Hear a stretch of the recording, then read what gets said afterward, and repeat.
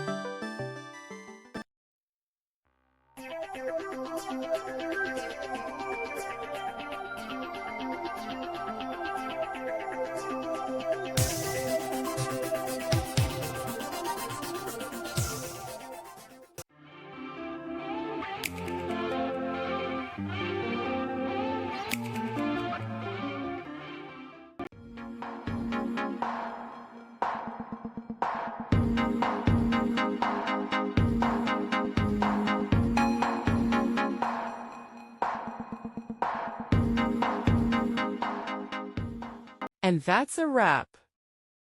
I hope you found the answer you were looking for. If you did, take a second to hit that subscribe button. It really helps out. And let me know in the comments which solution worked best for you. See you next time in the debug zone.